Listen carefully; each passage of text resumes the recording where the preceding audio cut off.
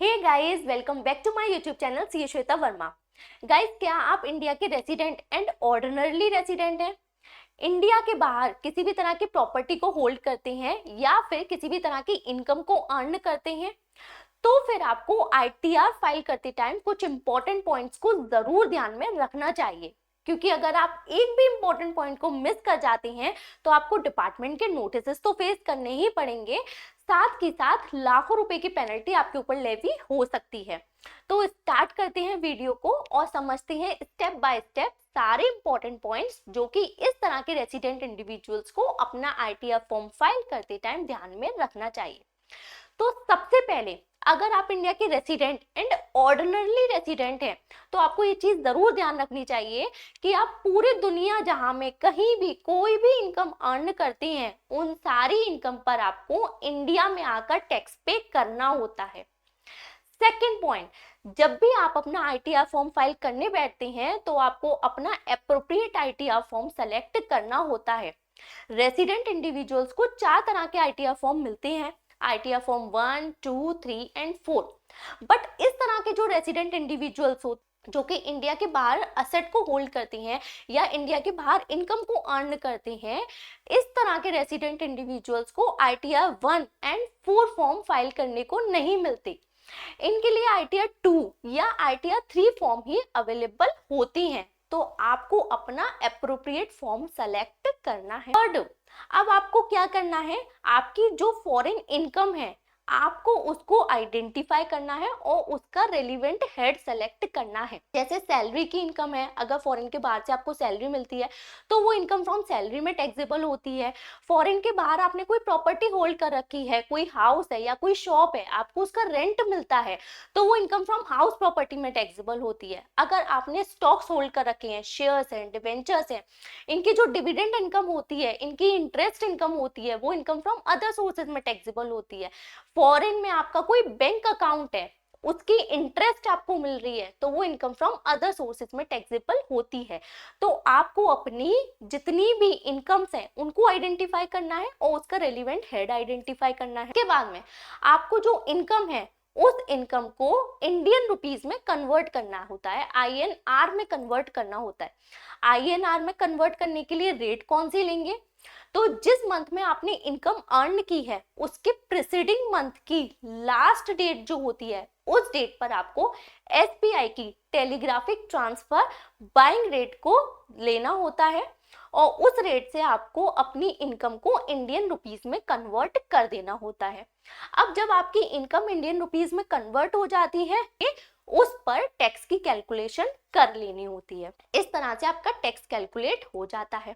अब आपने एक चीज ध्यान दी हो कि जो आपने फॉरेन में इनकम अर्न की उस इनकम पर आपने इंडिया में टैक्स को कैलकुलेट कर लिया, बट ये जो फॉरेन इनकम होती है ये आपको ऑलरेडी टैक्स डिडक्ट होने के बाद मिलती है।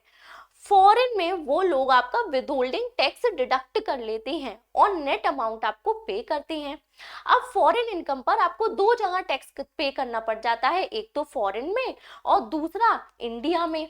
तो इस तरह से फॉरेन इनकम पर डबल टैक्सेशन हो जाता है। इस डबल टैक्सेशन को अवॉइड करने के लिए इंडिया ने मोर देन 100 कंट्रीज के साथ डबल टैक्सेशन अवॉइडेंस एग्रीमेंट बना रखा है। आपको इस एग्रीमेंट का बेनिफिट लेना होता है।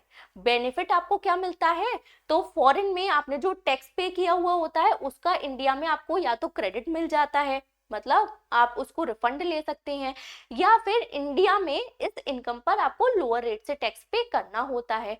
बेनिफिट क्या होगा, ये जो एग्रीमेंट होता है उसमें लिखा हुआ होता है।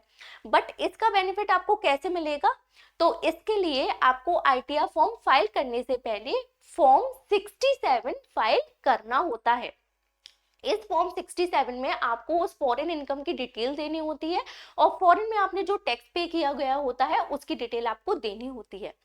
ये फॉर्म फाइल करने के बाद ही आपको अपना आईटीआर फॉर्म फाइल करना होता है।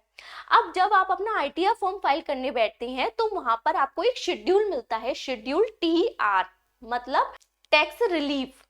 इस शेड्यूल में भी आपको ये जो इन्फॉर्मेशन होती है वो प्रोवाइड करनी होती है। इस इन्फॉर्मेशन का डिस्क्लोजर देना होता है, फॉरेन असेट एंड फॉरेन में जो भी आपने टैक्स पे किया गया होता है इसका। जब आप फॉर्म 67 फाइल कर देते हैं और आईटीआर फॉर्म फाइल करते टाइम शेड्यूल टीआर फिल करते हैं, तभी आपको इस टैक्स का क्रेडिट मिलता है, बेनिफिट मिलता है। तो ये बहुत इंपॉर्टेंट पॉइंट है। उसके बाद में जब हम अपना आईटीआर फॉर्म फाइल करते हैं तो वहां पे एक शेड्यूल होता है, शेड्यूल एफए मतलब फॉरेन असेट, जहां पर आपको आप जो इंडिया के बाहर फॉरेन में फॉरेन असेट्स को होल्ड करते हो उसका डिस्क्लोजर आपको देना होता है। तो सारी फॉरेन असेट जो कि आपने कैलेंडर ईयर में होल्ड की हुई होती है उसका डिस्क्लोजर आपको यहाँ देना होता है। तो अभी हमने फाइनेंशियल ईयर 24-25 के आईटीआर फॉर्म्स फाइल किए, बट यहाँ पर आपको 24-25 के असेट का डिस्क्लोजर नहीं देना, बल्कि जनवरी 2024 से दिसंबर 2024 तक आपने फॉरेन में जो भी असेट होल्ड की गई होती है उनका डिस्क्लोजर देना होता है। जैसे आपने फॉरेन में कोई इमूवेबल प्रॉपर्टी जैसे लैंड या बिल्डिंग होल्ड कर रखी है, या फिर इसॉप ले रखे हैं, या फिर म्यूचुअल फंड्स हैं वहां पर, वहां के शेयर्स हैं, डिबेंचर्स होल्ड कर रखे हैं, या फिर आपने फॉरेन में कोई बैंक अकाउंट ओपन कर रखा है, उन सबकी डिटेल आपको, उन सबके डिस्क्लोजर्स आपको इसमें देने होते हैं। शेड्यूल में आपसे काफी चीजें पूछी जाती हैं, जैसे इन असेट्स के ओपनिंग बैलेंसेस, क्लोजिंग बैलेंसेस, इनके पीक बैलेंसेस, ये सारे डिस्क्लोजर्स आपको देने होते हैं। उसके बाद में एक इंपॉर्टेंट शेड्यूल होता है, शेड्यूल एफएसआई मतलब फॉरेन सोर्स इनकम। इस शेड्यूल में आपकी जो फॉरेन की इनकम होती है उसका डिस्क्लोजर भी आपको देना होता है। तो फॉरेन की इनकम आपने अपने आईटीआर फाइल करते टाइम अपनी इनकम में इंक्लूड तो की होती है, तो सारी इनकम अलग से डिस्क्लोज करनी होती है। जो भी आपको सैलरी इनकम मिलती है, रेंटल इनकम मिलती है, डिविडेंड इनकम होती है, इंटरेस्ट इनकम होती है, सारे आपको यहाँ पर डिस्क्लोज करने होते हैं। तो इसका मतलब इस तरह के जो resident and ordinary resident individuals होते हैं उनको 3 मेन शेड्यूल्स फाइल करने होते हैं, schedule FA, schedule FSI and third schedule TR. और इसके साथ ही एक फॉर्म होता है फॉर्म 67, वो फाइल करना होता है। अब अगर कोई पर्सन इनमें से किसी का भी डिस्क्लोजर देना भूल जाता है, डिस्क्लोज नहीं करता इस तरह की इनकम को, तो उनके लिए पेनल्टी भी होती है। तो यहाँ पर आपको इनकम टैक्स एक्ट के जो प्रोविजंस होते हैं वो तो फेस करने ही होते हैं, साथ ही साथ ब्लैक मनी एक्ट भी आपके ऊपर एप्लीकेबल हो जाता है, जहां पर फ्लैट 10 लाख रुपीस की पेनल्टी आपके ऊपर लेवी हो जाती है। फाइनेंस एक्ट 2024 ने एक रिलीफ यहाँ पर दी थी उन रेसिडेंट इंडिविजुअल्स के लिए जो कि फॉरेन में कोई मूवेबल असेट को होल्ड करते हैं।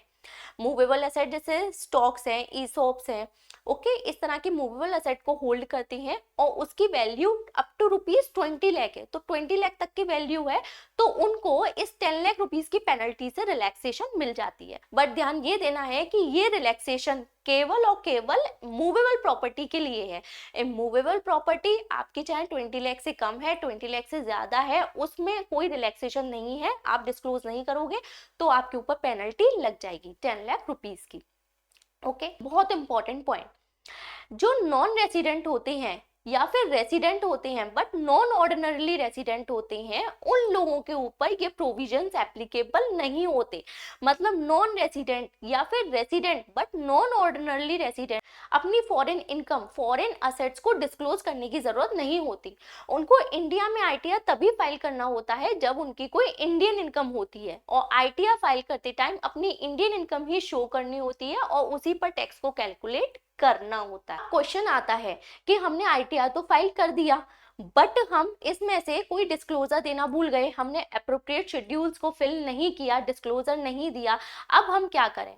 तो उस केस में जो रेलिवेंट फाइनेंशियल ईयर होता है, जैसे फाइनेंशियल ईयर 24-25 की बात करें, तो इस केस में आप 31 दिसंबर 2025 तक रिवाइज्ड आईटीआर को फाइल कर सकते। अगर आप 31 दिसंबर 2025 की डेडलाइन को मिस कर जाते हैं तो उसके बाद में आप अपना आईटीआर फॉर्म रिवाइज नहीं कर सकते। उसके बाद में आपको केवल ITR you form he available होता है, वो ही आप फाइल कर सकते हैं।